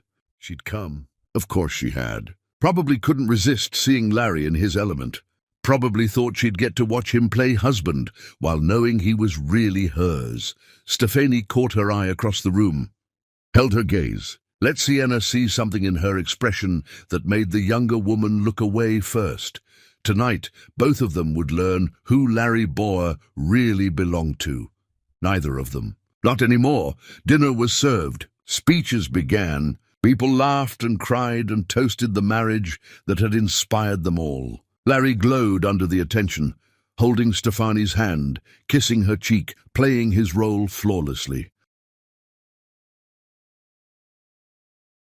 When it was his turn to speak, he stood with his champagne glass raised. 25 years ago, I met a woman who changed my entire life. Stephanie Connell walked into a room, and suddenly I understood what people meant when they talked about love at first sight. She was beautiful, smart, fierce, everything I didn't know I needed. He looked down at her, eyes warm. We've had our challenges. The world didn't always understand us, but we understood each other. And that was enough. More than enough. Baby, you've given me everything. Our son, our life. A love that most people only dream about. I don't deserve you. I never have. But I promise to spend the rest of our lives trying to be worthy of you. The room erupted in applause. People were crying. Larry leaned down to kiss her, and Stephanie let him one last time. When he sat down, she stood. The room quieted, surprised but attentive. "Thank you all for coming tonight," she began, her voice steady. "Larry's right. We've had an incredible journey. 25 years of building a life, raising our son, creating something that looked perfect from the outside." She paused. And for a long time it was perfect. It was real. It was everything a marriage should be. She could feel Larry starting to relax beside her, thinking this was just going to be more of the same. But something changed along the way. Somewhere in our story, the truth and the performance started to separate. And tonight, I want to show you all what I've learned about the difference between love and lies. She signaled to Peter. The lights dimmed. The screen behind her came to life, and Larry's perfect world began to burn. Chapter 8. The Gathering Storm. The first image appeared on the screen, a photograph of Larry and Stephanie on their wedding day. Young and radiant, and so obviously in love it made people sigh. Murmurs of appreciation rippled through the crowd. This seemed sweet, nostalgic, exactly what they'd expected. "This is where it started," Stephanie said, her voice carrying through the room.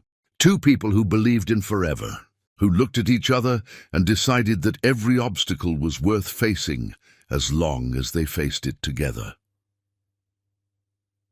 More photos cycled through. Peter as a baby in their arms, family vacations, anniversaries, moments captured throughout the years showing a marriage that looked unshakable. Larry was smiling beside her, probably thinking this was building to some romantic declaration, some reaffirmation of their vows. He had no idea what was coming. "We built a life," Stephanie continued. "Not just a marriage, but a partnership. We worked together, dreamed together, created something that people looked at and believed in." She paused. "And then, somewhere along the way, my husband decided that wasn't enough. The images changed. Hotel receipts appeared on the screen. Credit card statements highlighting charges at restaurants Stephanie had never been to. Calendar entries marked meeting with timestamps that told their own story. The room went silent. People shifted uncomfortably. Larry sat frozen in his seat, the color draining from his face. "Last month I walked into my husband's office to bring him lunch. Something I've done for years because it was our tradition. And I found this." The image of the cream scarf appeared, the blonde hair visible even from the back of the room. Gasps, whispers starting. Stephanie could feel the energy shifting, people realizing this wasn't the celebration they'd thought they were attending. "One strand of hair," Stephanie said quietly. "That's all it took to unravel 25 years of trust. One strand of hair that didn't belong to me." "Stephanie," Larry stood, reaching for her, his voice cracking. "Please, let's not." "Sit down, Larry." The command in her voice was absolute. Larry sat. The presentation continued. Email exchanges between Larry and Sienna appeared on screen, not explicit. Stephanie had some mercy, but clear enough. "Can't wait to see you again. Last night was beautiful. I can't stop thinking about you." Stephanie heard someone crying. Saw people turning to look at Larry with expressions ranging from shock to disgust. Saw Sienna Hayes standing near the back, pale as death, trying to edge toward the exit. "Don't leave, Sienna," Stephanie called out. "You're part of this story too. Come on up. Let everyone see you." Sienna froze, shook her head, looked desperately at Larry like he could save her. But Larry wasn't saving anyone. Larry was drowning. "Sienna Hayes," Stephanie announced to the room. "Consultant, mistress, the woman my husband has been seeing for the past year while telling me he loved me, while kissing me goodnight, while planning this anniversary party where he stood up and told all of you how much he treasured our marriage." The video footage played next. Hotel security cameras showing Larry and Sienna meeting. Timestamps proving the frequency, the pattern impossible to deny. Someone in the crowd yelled at Larry. Stefani couldn't hear what they said over the rising chaos, but the disgust was clear. "Mom!" Peter was suddenly beside her, his hand on her arm, not stopping her, just being there, support and solidarity. Stefani took a breath. This was the moment, the turn. The part where she showed everyone that she wasn't just revealing Larry's betrayal, she was taking back her power. For weeks after I discovered the truth, I had choices to make. I could confront my husband privately, could try to save our marriage through counseling and communication, could do what society tells women to do, be quiet, be dignified, protect the man's reputation. She walked to the front of the stage, making sure everyone could see her clearly. But why should I protect him? Why should I be the one who carries the shame of his choices? Why should I let him control the narrative and play the victim? Gabriel Stone stood from his table. "Stefani, if you need anything, I need everyone to understand what's really happening here. Larry didn't just betray me as a wife. He betrayed me as a partner, as someone who helped build everything he claims as his own." New images appeared on the screen. Legal documents, corporate filings, proof of Stefani's contributions to the business that bore Larry's name. I was never just the supportive wife standing in the background.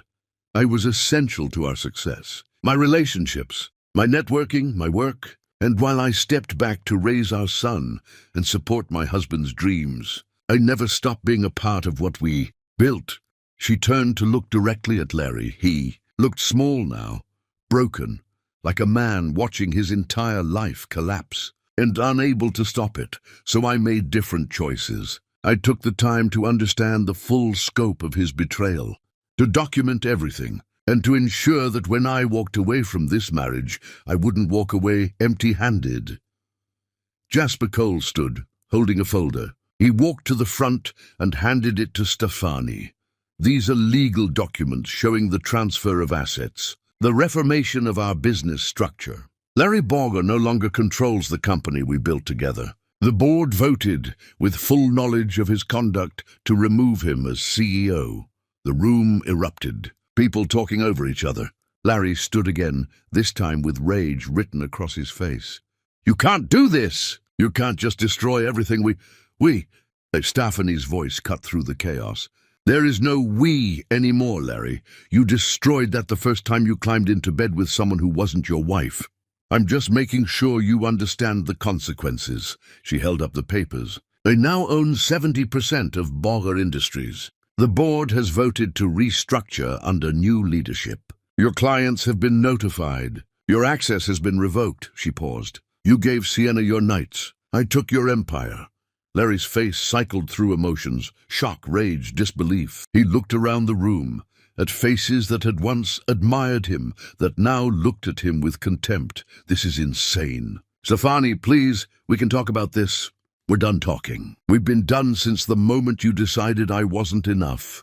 She turned back to the crowd. "I want to thank all of you for coming tonight. I know this isn't the celebration you expected, but I needed witnesses. I needed you all to see the truth. To understand that when someone betrays you, when someone takes your love and your trust and your years of devotion and throws them away, you don't have to suffer in silence." She looked at the women in the crowd specifically. "You don't have to protect men who hurt you. You don't have to make their lies easier to tell. You don't have to sacrifice your dignity for their comfort." Camilla started clapping. Slowly, others joined. Not everyone. Some people were too shocked, too uncomfortable. But enough. Enough women who understood. Enough people who'd been hurt and silenced and made to feel like their pain didn't matter. Stefani stood in her red dress with diamonds at her throat and the ruins of her marriage around her feet, and she felt powerful. The queen had just taken back her crown, and the kingdom would never forget it. Chapter 9. The Revelation. The aftermath of Stefani's revelation hit like a tidal wave. Security had to be called when several guests, Larry's supposed friends, began shouting at him. Others fled the venue entirely, unwilling to be associated with the scandal that was already spreading through text messages and social media posts. Stefani stood at the center of it all, calm and composed, while chaos swirled around her. Peter and Avery flanked her on one side, Camilla on the other. Her people, her army, the ones who'd stood by her when her world had cracked open. Larry tried one more time to approach her, desperation making him reckless. "Stephanie, please. Not like this. We can fix this. You can leave," she said coldly. "There's nothing left for you here. That's my son. Your son is standing beside me, making his own choice about where his loyalty belongs." She looked at Larry with eyes that held no warmth, no love, nothing but the cold assessment of a woman who'd already moved past him. "You had everything, Larry, everything, and you threw it away because you were bored, because you wanted to feel young again, because some blonde woman made you feel special." Sienna Hayes had already fled. Someone had seen her leaving in tears, her pale blue dress disappearing into the night like she'd never been there at all. The woman who'd thought she was special enough to steal another woman's husband had learned a hard truth. Men who cheat with you will absolutely let you burn alone. "I love you," Larry said. And it might have been the first true thing he'd said all night. "I still love you.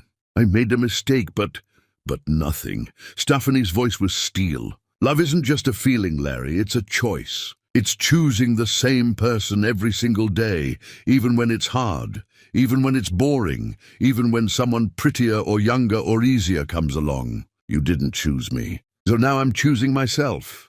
Gabriel Stone approached as Larry was being escorted out by security. The older man's expression was grave, but not unkind. "Stefani, that took tremendous courage, or tremendous anger. Sometimes they're the same thing." He handed her a business card. "The board wants to meet with you next week. We need to discuss the transition plan, formalize your position as CEO, and handle the remaining logistics. But I want you to know you have our full support." "Thank you, Gabriel."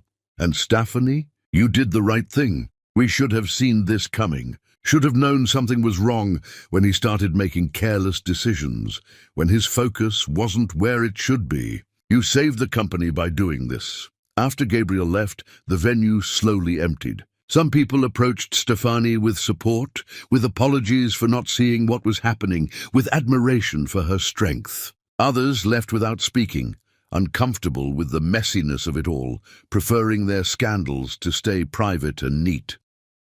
Ivy Martinez approached with her usual efficiency. "We'll handle the cleanup." And Mrs. Bauer, "For what it's worth, I've worked hundreds of events, and I've never seen anyone handle themselves with more grace under pressure. Whatever happens next, you'll be fine." When the last guest had departed, when the lights had come back up revealing the beautiful ruin of what was supposed to be a celebration, Stefani finally allowed herself to feel the weight of what she'd done. Peter wrapped his arms around her. "Mom, you were incredible. I just destroyed my marriage in front of everyone we know." "You destroyed a lie." "The marriage was already dead. Dad killed it." Avery hugged her next. "You're the strongest woman I've ever met." "I don't feel strong. I feel—" She stopped, unable to finish the sentence. Angry, sad, powerful, broken, victorious, destroyed. She felt everything all at once. Camilla took her hand. "Come on, let's get you out of here." "You can stay at my place tonight." "I should go home." "That's not your home anymore. Not tonight. Tonight you need to be somewhere safe. Somewhere you can fall apart if you need to." And Stefani did fall apart. In the car, in Camilla's guest room, curled up in borrowed clothes, the red dress discarded like shed armor, the diamonds returned to their box. She cried for the marriage she'd lost, even though she'd been the one to end it. Cried for the man Larry used to be, before he'd chosen to become someone who betrayed her. Cried for the years she'd wasted believing in. Forever. But she didn't cry for long, because beneath the grief was something harder, stronger, something that had been forged in the fire of betrayal and had come out unbreakable. By morning, the story had spread everywhere. News outlets had picked it up. Socialite exposes husband's affair at anniversary party. Social media was on fire with opinions. Some people called her vindictive. Others called her a hero. The video clips that guests had recorded were going viral. Stephanie's words being quoted and shared and turned into memes about female empowerment. Peter showed up with coffee and breakfast. "Mom, you need to see this." He pulled up his phone, showed her the headlines, the trending hashtags. Stephanie Connell was #1 worldwide. One strand of hair was right behind it. "I've destroyed him," she said quietly. "He destroyed himself. You just made sure everyone knew about it." The legal fallout came fast. Divorce papers were filed that afternoon. Stephanie had had them prepared for weeks, just waiting for the right moment. Larry tried to fight, tried to negotiate, but the evidence was overwhelming. The affair, the misuse of company resources, the breach of fiduciary duty. By the end of the week, Stephanie had preliminary agreements for everything she'd demanded. The business, the house, security for her future. Larry would walk away with what he'd contributed and nothing more. Sienna Hayes resigned from her position and left town. Nobody heard from her again. Just another casualty in the war Larry had started. 2 weeks after the party, Stephanie stood in the office that was now officially hers. CEO of Connell Industries. She'd renamed it, removing his name entirely. The space was hers to shape, hers to build, hers to turn into whatever she wanted it to be. Gabriel knocked on the open door. "The transition is going smoother than expected. Clients are actually relieved. They're saying they should have been working with you all along. That's generous of them. It's honest." He sat down across from her. "Stephanie, I know you're still processing everything that's happened, but I want you to know this company is in good hands. Your hands. We made the right choice. I hope so." After he left, she sat alone in her office, looking out over the city. The same city that had watched her and Larry build their supposedly perfect love. The same city that had now watched her tear it down. She picked up her phone, opened her photos, looked at the picture she'd taken weeks ago, the cream scarf with its single blonde hair, the thing that had started everything. One strand of hair had destroyed a marriage, had exposed a liar, had given her back her power. She deleted the photo. She didn't need it anymore. The evidence had served its purpose. The war was won. Now came the harder part, learning how to live in the peace she'd fought for. Chapter 10. The Queen's Crown.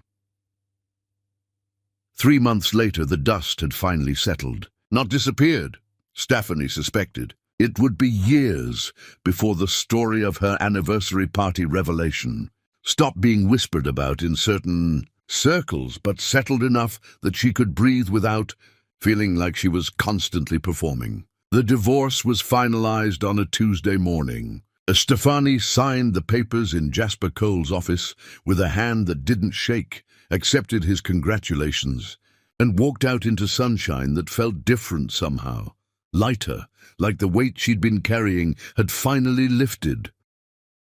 Larry had tried to reconcile. Of course he had. He'd sent flowers, letters, shown up at her office until security learned to turn him away. He'd begged Peter to intervene, to convince his mother to give him another chance. Peter had told him in words that made Stephanie proud that he'd lost the right to ask for chances. Now Stephanie stood in the office she'd built from the ashes of her marriage, looking at the plaque on her door. Stephanie Connell, CEO. Her name, her title, her empire. "You have a visitor," Ivy said over the intercom. Ivy Martinez had left event planning to become Stephanie's executive assistant. "She says it's personal." Stephanie almost laughed. Everything was personal now. Her business had become personal. Her success had become personal. The woman she was becoming had been born from the most personal betrayal imaginable. "Send her in." The woman who entered was young, mid-20s, with dark hair and anxious eyes. "Mrs. Borher? Or, I'm sorry, is it Miss Connell now?" "Stephanie is fine. And you are?" "My name is Naomi. She stopped, gathered courage. "I saw your video. The anniversary party. It went viral, and I watched it, and I needed to meet you. Sit down, Naomi. The young woman sat, twisting her hands in her lap. My husband is cheating on me. I found messages, proof, just like you did. And I didn't know what to do. Everyone keeps telling me to be quiet about it, to protect his reputation, to think about our kids. But then I saw you, and I thought, why should I protect him? Stefani felt something crack open in her chest. This was why she'd done it publicly.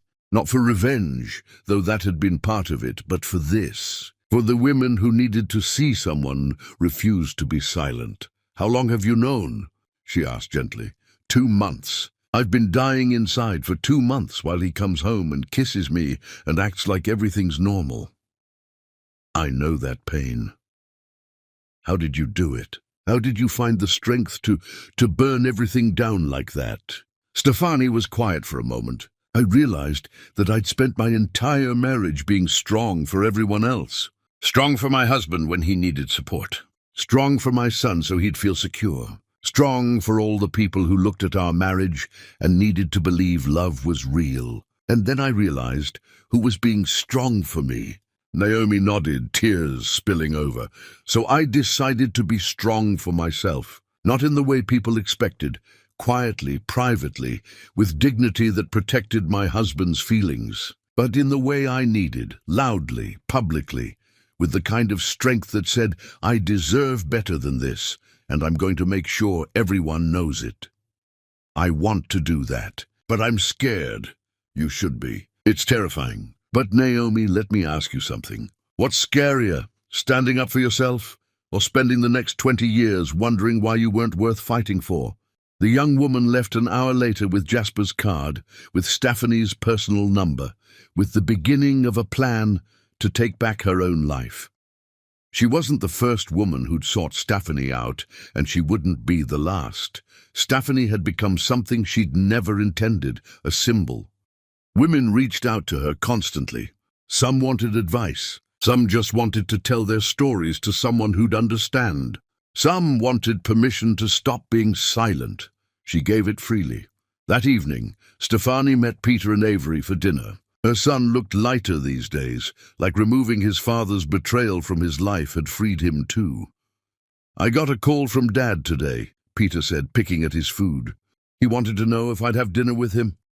Stefani kept her expression neutral. What did you say? I said no, not yet. Maybe not ever. He looked up at his mother. Is that wrong? He's still my father. He is. And whatever relationship you choose to have with him is your decision. I won't influence it either way. He destroyed you. He destroyed our marriage. But I'm not destroyed, Peter. Look at me. Really look. Her son did. Saw his mother in a power suit that fit her perfectly, wearing confidence like jewelry. Saw her smile more easily than she had in years. Saw strength that had always been there but was no longer hidden behind the role of devoted wife. You're happy, he said, sounding surprised. I'm getting there. Some days are harder than others, but yes, I think I'm happy. Or at least I'm becoming the kind of woman who can be.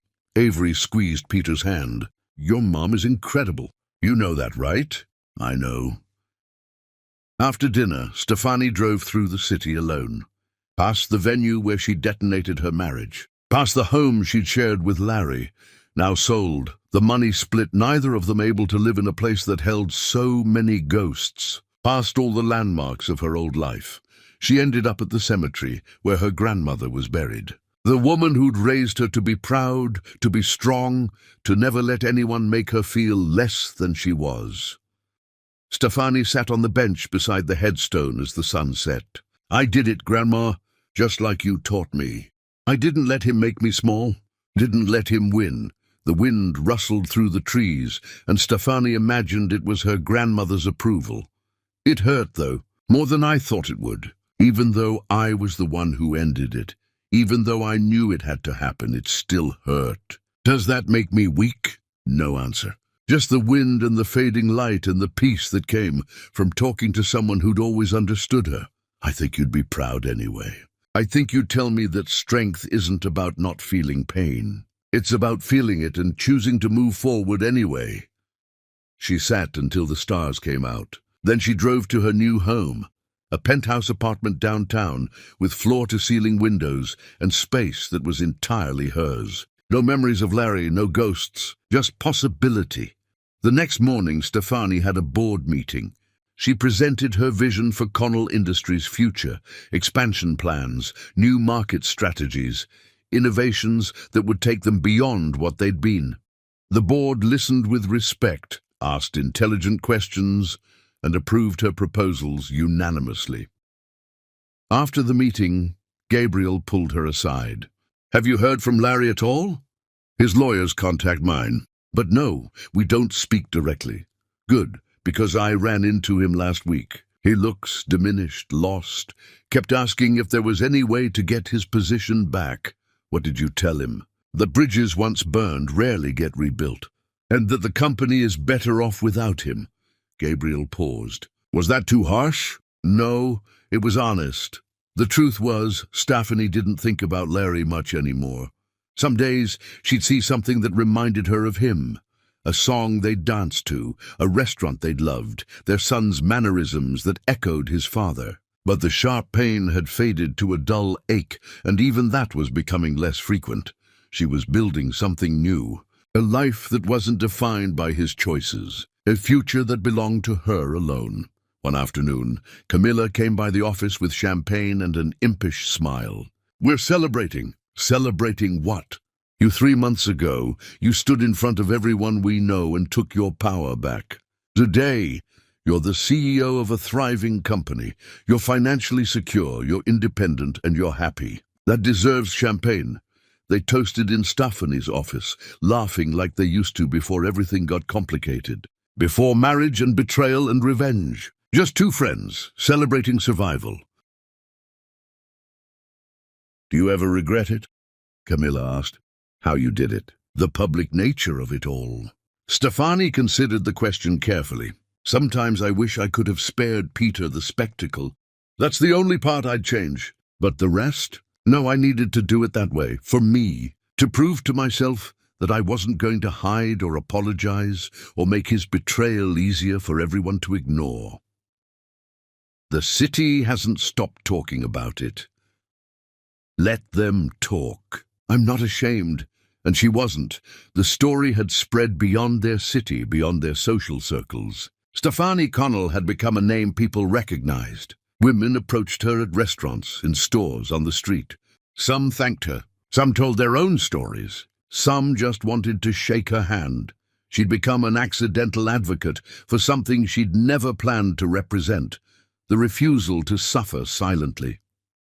As the months passed, Stefani found herself healing in unexpected ways. She started painting again, something she'd abandoned years ago. She traveled, took Peter and Avery to places she'd always wanted to see. She made new friends who knew her as Stephanie Connell, CEO, not as Larry Bauer's wife. She learned what it meant to be whole on her own, to not need someone else to complete her, to find joy in small moments, morning coffee, good books, conversations that mattered, work that challenged her. One evening, nearly 6 months after the anniversary party, Stefani stood in front of a mirror getting ready for a charity gala. She wore gold tonight, a color that made her skin glow, her confidence radiate. She looked at her reflection and realized something profound. She was beautiful, not because someone loved her, not because she was part of a legendary couple, not because she performed perfection for an audience. She was beautiful because she'd survived, because she'd refused to let betrayal destroy her, because she'd chosen herself when everyone else expected her to choose silence. The gala was packed with familiar faces, some who'd been at the anniversary party, some who'd only heard the stories. Stefani walked in alone, head high, and felt the weight of their stares. Some admiring, some judging. She didn't care about either. Gabriel found her by the bar. "You look radiant." "I feel good. Stefani, I want you to meet someone." "This is Ezra Morrison. He runs Morrison Foundation, does incredible work in education and community development." "Ezra, this is Stephanie Connell." Ezra was tall, distinguished, with kind eyes and a warm smile. "Ms. Connell, I've heard so much about you." I can only imagine which stories you've heard, the ones about your strength, your business acumen, your refusal to let anyone define you." He extended his hand. "I'd love to talk with you about a potential partnership between our organizations." They talked for hours. About business, about community impact, about the responsibility that came with success. Ezra was intelligent, passionate, easy to talk to. And when the evening ended, he asked for her number. Not romantically, he made that clear, but professionally. "I think we could do incredible things together," he said. "If you're interested." "I'm interested." Walking to her car later, Stefani realized she was smiling. Not because of Ezra specifically, though he'd been pleasant company, but because she'd spent an entire evening being seen as herself, not as a victim, not as a vengeful ex-wife, just as Stefani, a woman with ideas and ambition and something valuable to offer the world. Back in her apartment, she poured herself wine and stood at the windows overlooking the city. All those lights representing lives being lived, stories unfolding, people choosing every day who they wanted to be. She thought about Larry sometimes, in a detached way, wondered if he'd learned anything from losing everything, wondered if Sienna Hayes ever thought about the role she'd played, wondered if the people who'd watched her marriage implode had learned something about the difference between performance and truth. But mostly, she thought about herself. About the woman she'd been, devoted, trusting, willing to sacrifice her own identity for love. And the woman she'd become, powerful, independent, unwilling to accept less than she deserved. Both women were real. Both had value, but only one of them was free. Her phone buzzed. A text from Peter. "Love you, Mom. Proud of you always." She smiled, typed back, "Love you too, baby. Thank you for standing with me." Another text, this one from Naomi, the young woman who'd visited her office. "Filed for divorce today. Scared but strong. Thank you for showing me how." Stefani felt tears prick her eyes. This was the legacy she wanted. Not the scandal, not the viral video, but the ripple effect of choosing herself, of showing other women that they could too. She walked to her bedroom, changed into comfortable clothes, washed her face. In the mirror, without makeup, without armor, she saw herself clearly. A black woman who'd been told she should be grateful for love, who'd proven she deserved more than crumbs. A queen who'd worn her crown through a lifetime of challenges, who'd had it knocked askew by betrayal, and who'd straightened it herself rather than waiting for someone else to do it for her. One strand of hair had started this journey, had unraveled everything she thought she knew, had forced her to choose between comfortable lies and painful truth. She'd chosen truth, and truth had set her free. Stefani Connell fell asleep that night in her own bed, in her own home, with her own future stretching out before her like an unwritten story. And for the first time in longer than she could remember, she couldn't wait to see what came next, because the queen had taken back her crown. And kingdoms built by queens never fell, they only grew stronger. The end.